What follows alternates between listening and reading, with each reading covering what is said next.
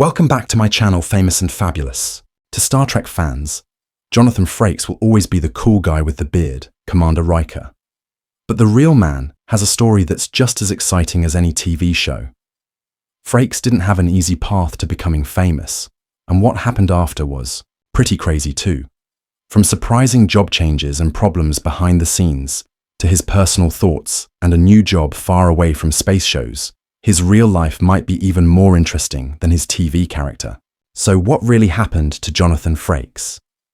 Jonathan Frakes, who fans know as the confident and cool Commander William Riker from Star Trek, The Next Generation, was born on August 19th, 1952. But his story goes way beyond just being on a spaceship. As a kid, Frakes liked acting in school plays, but he never thought it would be his real job. That changed one summer when he got a job helping people find their seats at a theatre called Festival of America Theatre. One day, a director saw something special in him and asked him to sing in a show. That simple invitation changed his whole life. Frakes stopped studying psychology and started focusing on theatre instead. After getting his theatre degree from Penn State, Frakes went to Harvard to learn even more about acting. With his master's degree finished, he went straight to New York City to try to become famous. But becoming a star wasn't easy or straightforward. In a really weird twist, Frakes got a job with Marvel Comics, where he traveled around the country dressed up as Captain America. It was strange for sure, but it helped him pay his bills and made his life story even more interesting before he became famous. Eventually, he went back to acting on stage. He got a part in a Broadway musical called Shenandoah, which helped him get work on television.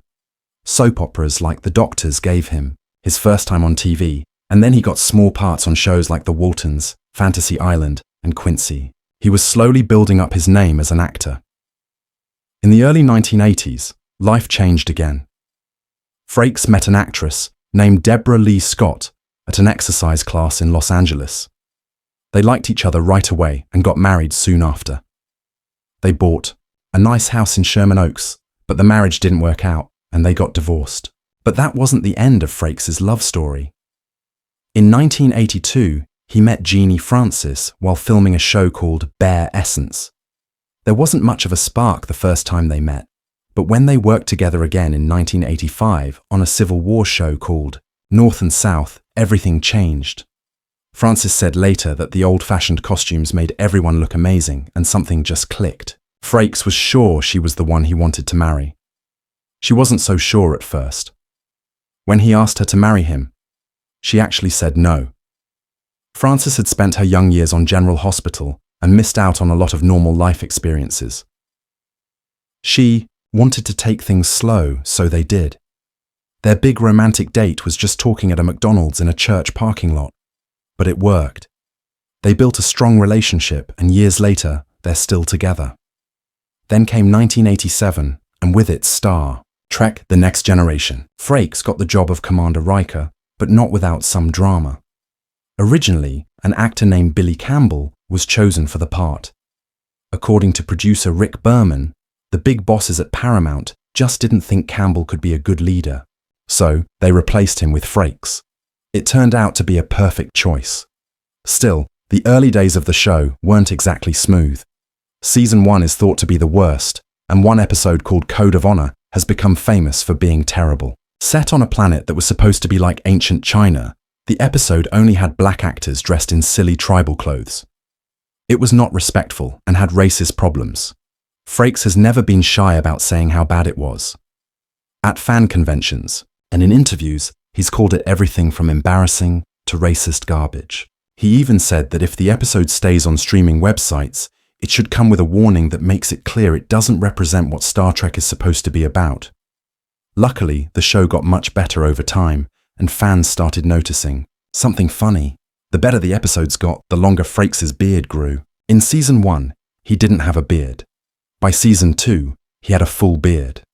It became a running joke among fans, and even got a name, Growing the Beard, to mark when a show gets really good. The funny thing is, the beard only happened because of a writer's strike in 1988. Frakes didn't have to shave, so he didn't. The show's creator Gene Roddenberry liked it, because he thought it looked like a sailor, so he kept it. Even Frakes' wife liked it, which made the decision final. He said many times how proud he is that Riker's beard is now part of popular culture and even shows up in the Urban Dictionary. It's the opposite of jumping the shark, and for Frakes, it's a symbol of when things started going right. At its best, Star Trek. The Next Generation wasn't just popular, it was the science fiction show of its time, making the whole franchise hugely successful. While the original Star Trek series became popular after it ended and went into reruns, TNG was a huge hit around the world almost right away. The late 80s and early 90s were a time of big changes. The Berlin Wall came down, the Cold War ended, and the world was figuring out what came next. TNG stood out because it dealt with big questions about being human, progress, and what's right and wrong in ways that no other show on TV was doing. It didn't just entertain, it made people think. While the show had a similar simple visual style to the original series, which made life easier for editors dealing with 26 episodes per season, the storytelling and characters were always the most important thing. But one person who dared to shake up that classic TV style was Jonathan Frakes. He didn't just sit in the captain's chair, he started looking at the director's chair too. While appearing in every single episode of The Next Generation, one of only 2 actors to do so, along with Patrick Stewart, Frakes was quietly watching everything happening behind the scenes. He sat in on meetings where they chose actors, watched editors work, and went to production meetings, treating it all like a crash course in how to direct television. By the time he directed his first episode in Season 3 called The Offspring, he'd already been part of the show for over 50 episodes. He wasn't just a guy trying something new. He knew how the show worked inside and out. When he got to direct again in Season 4's The Drumhead, he began to put his own style into things. This episode wasn't just another day on the bridge. It was serious and important. Frakes was directing Gene Simmons, a Hollywood legend with Oscar nominations and an Emmy Award. She played a retired Starfleet prosecutor in what became one of TNG's most powerful courtroom-style dramas. It felt like the movie Judgment at Nuremberg, and Frakes knew he couldn't direct it like just another episode of the show. He wanted to make it feel different, more emotional, more like a movie. Showrunner Rick Berman was known for keeping things traditional with very few camera tricks or fancy shots. But Frakes, knowing the rules, decided to bend them a little bit. Instead of sticking to standard cuts and camera setups, he moved the camera more, connecting characters' reactions and drawing the audience deeper into the emotion of the scene. It was subtle, but it worked, even though The Drumhead might not be at the top of every fan's favorite episode list. It's definitely one of the series' most powerful. Now here's where the story takes a surprising turn. Despite being successful, TNG ended after 7 seasons. Not because ratings were bad, they weren't. In fact, the show was still wildly popular. The cast wanted to do more, and Jonathan Frakes himself was especially hoping for an 8th season. But the studio had other plans. Paramount decided the future of the franchise was in movies, not in another season. Even now, Frakes has said that nobody really gave the cast a good reason for ending the show. It wasn't about the fans, and it wasn't about the show getting worse. It all came down to money. Selling the show to other networks was getting harder, the cast's salaries were going up, and special effects weren't getting any cheaper. Behind the scenes, Paramount had already decided to focus on Star Trek, Voyager, and that decision had been made years before the final TNG season even aired. Still, that 7-season structure became the standard. Voyager and Deep Space Nine followed, the same plan. But The Next Generation stood out not just because of its stories or how it looked, but because it kept getting better. It took a season or 2 to really click, but once it did, the series didn't just match the original. In some ways, it was even better. While Jonathan Frakes became a beloved face of the franchise, he's also never been afraid to speak his mind. Over the years, he shared that he sometimes wished TNG gave him a bit more to work with as an actor. He admired the relationship between Kirk, Spock, and McCoy in the original series, their funny conversations, their constant back and forth, the playful tension. That kind of dialogue, he missed it on TNG. Frakes once pointed out that while Picard, Riker, and Data had their rhythm, it just didn't have that same spark. That's not to say he wasn't proud. Far from it. He loved the show, the stories, and the growth it gave his career. But he wasn't shy about saying where things could have been better. That honesty is part of what makes him such a fan favorite, not just as Riker, but as a guy who truly cares about the legacy of the show. After Star Trek, The Next Generation ended in 1994, Frakes didn't just put away his Starfleet uniform. He jumped right back into action with the Next Generation movies. Not only did he return as Commander Riker, but he also stepped behind the camera to direct two of the films, First Contact and Insurrection. Now, Insurrection felt less like a big blockbuster and more like a really good long episode of the TV series, and that was kind of the point. Frakes leaned into the classic Star Trek formula, a compelling moral problem at the heart of the story. After all the intense time travel action in First Contact, this film slowed things down and focused on a quieter, more thoughtful tale. It centered on the Baku, a small village living in the Briar Patch, basically a spa zone in space where the locals don't age thanks to special particles in the environment. The conflict, Starfleet, led by Admiral Dougherty, teamed up with the Sunna, enemies of the Baku, to forcibly move the villagers and take the planet's healing properties. Captain Picard wasn't having it. He flat out disobeyed orders to protect the Baku, standing firm on the Federation's principles. Frakes later explained that this storyline sparked deep, heated conversations behind the scenes about the ethics of sacrificing a few for the benefit of the many. It brought up real-world comparisons to places like Bosnia or Zimbabwe, where similar moral compromises had taken place. Frakes called it out for being unethical, immoral, even racist, and he loved that Insurrection took the time to explore those questions. Sure, the film didn't explode at the box office like some hoped, but for hardcore fans, it delivered that signature Star Trek blend of science fiction and social commentary. Then came 2002's Star Trek Nemesis, and that's where things got rocky. This was supposed to be the big send-off for the Next Generation crew. Instead, it turned into a story that pushed the main cast to the side and focused a little too heavily on its villain, Shinzon, played by a then-unknown Tom Hardy. Shinzon was a younger clone of Captain Picard who took control of the Romulan Empire, and the plot revolved around his obsession with his original DNA source. In his memoir, Making It So, Patrick Stewart described how Hardy kept to himself on set. He barely talked to the cast, preferring to stay in his trailer with his girlfriend. This lack of connection made it tough to build chemistry, especially with a storyline that relied so heavily on the relationship between Shinzon and Picard. Meanwhile, Frakes, who had directed two previous TNG films, wasn't asked to direct Nemesis. A decision he believed had more to do with his agents thinking he should step away from Star Trek for a while. Looking back, he regretted that choice. He said later that he would have loved to direct the movie and might have done things very differently. Frakes also said that the biggest problem with Nemesis was how little attention it gave the core characters, that fans had spent years getting to know and love. The movie opened with Riker and Troy's wedding, a moment that should have been huge, but Frakes said that entire scene got chopped to pieces when they edited the movie. What was originally a heartfelt celebration packed with cameos and even a performance by Brent Spiner turned into a blink-and-you-miss-it moment.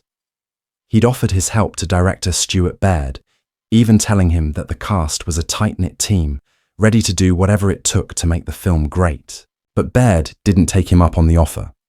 Frakes called it arrogance. Others, like Marina Sirtis, who played Troy, were less diplomatic. She flat out called Baird an idiot. While that might have been harsh, the reality was that Baird, a solid action director with credits like Executive Decision and US Marshals, just wasn't the right fit for the Star Trek universe. He didn't know the lore, didn't connect with the cast, and fans noticed. The result? Nemesis flopped hard. It pulled in just around $67 million worldwide on a $60 million budget, making it the first Star Trek film to bomb at the box office. Even Today, it's still widely seen as one of the weakest entries in the franchise. Then came May 13th, 2005. Star Trek Enterprise aired its final episode, and let's just say it didn't go out with the applause its creators were hoping for. The series, which followed the early adventures of humanity's first starship explorers on the Enterprise NX-01, had already been struggling to win over fans and critics alike. But when it came time to wrap things up, the finale sparked a wave of frustration that's still talked about in Trek circles today. Instead of giving the crew of Enterprise a send-off that celebrated their own unique story, the episode shifted focus to two familiar faces from the next generation, Commander Riker and Counselor Troi. The finale was framed as a holodeck simulation set during the TNG era, revisiting a long-past mission from the perspective of characters who weren't even part of Enterprise's timeline. While it was intended as a nostalgic tribute to Star Trek's broader legacy, it left many viewers and the cast of Enterprise feeling like their story had been hijacked. Scott Bakula, who played Captain Jonathan Archer, was one of the most visibly upset. According to sources, co-creator Brannon Braga said Bakula was normally gracious and easygoing, but the finale struck a nerve. He didn't hold back in expressing how wrong it felt that Enterprise's last chapter had turned into a TNG cameo fest. And honestly, he wasn't alone. Many fans echoed that exact sentiment. Even Jonathan Frakes, who returned as Riker for the finale, later admitted it was a misstep. He felt uncomfortable being part of a send-off that didn't belong to him or his castmates. As he reflected in interviews, he totally understood Bakula's quiet frustration. From Frakes' perspective, it seemed like Enterprise had been shortchanged. Most Star Trek series got to complete a full 7-season arc. Enterprise only got 4, so ending the show with characters from another, more successful series stepping in felt tone-deaf, like rubbing salt in the wound. Frakes said he only agreed to reprise his role because he was told the fans wanted it. But once the episode aired, it became clear that wasn't entirely true. Fan reactions online were mixed at best. On Reddit, longtime viewers felt betrayed. One fan pointed out how the finale made Enterprise feel like a footnote in the next generation, reducing its story to a background setting in someone else's tale. Another user said the concept might have had potential, but ended up disrespecting the characters and fans who stuck with the show through all 4 seasons. Still, not every reaction was negative. A few viewers appreciated the attempt to do something bold and different. One fan gave the creators credit for trying to weave Enterprise into the larger Star Trek legacy, even if the execution didn't land. In hindsight, Brannon Braga himself admitted the finale was a mistake. He said their hearts were in the right place. They wanted to create a heartfelt farewell and tie it into the greater Starfleet saga. But in doing so, they lost sight of what made Enterprise special on its own. Even Braga now believes they should have simply focused on telling a great story for Archer and his crew, and let Enterprise end with the dignity it deserved. In 2024, Jonathan Frakes took on an exciting new challenge that might pull him away from the Star Trek universe, at least for a while. This time, he signed on to direct Deathlands, a gritty, post-apocalyptic sci-fi series based on the long-running novels and audiobooks by James Axler. It's a 10-part series being produced by Next Cipher, an independent company founded by crypto pioneer Jeff Garzik, and in a cool twist of fate, the showrunner is none other than Mark A. Altman, a well-known Star Trek historian and co-author of The 50-Year Mission. The production was set to take place in Bulgaria, starting in spring 2024. That's a major time commitment, and while it's not confirmed if Frakes is directing the entire series, the project is big enough to keep him busy for a while. It's a very different kind of sci-fi from what fans are used to seeing him involved with. Grimmer, darker, and more survival-focused. But knowing Frakes and his long history with world-building and character-driven storytelling, he's likely to bring a strong vision to Deathlands. Since his days on The Next Generation, he's built an impressive directing resume, especially within the Star Trek franchise. One of his most recent Star Trek efforts was on Star Trek Discovery, where he directed multiple episodes over several seasons. In fact, He stayed with the show from its earliest days all the way through to its 5th and final season. One of his standout episodes was Season 5, Episode 9, titled Lagrange Point. In it, Captain Michael Burnham leads a high-stakes mission onto a Breen warship while the galaxy teeters on the edge of war. The tension is sky-high, all centered around ancient technology from the progenitors that could literally reshape the universe. Frakes brought his usual energy and precision behind the camera, delivering another strong character-driven, action-packed episode. He's spoken openly about how much he enjoyed working with the Discovery cast and how proud he was to help bring such pivotal stories to life. But with Discovery now wrapped, Frakes finds himself at a bit of a crossroads when it comes to Star Trek. For now, he's not attached to any upcoming Trek projects. That puts Deathlands in the spotlight as his next big move, and it might just be the perfect chance for him to stretch his creative wings. With decades of sci-fi directing behind him and a sharp sense for what makes these stories connect, Frakes is well positioned to shape the gritty, unforgiving world of Deathlands. It's a far cry from Star Trek's hopeful vision,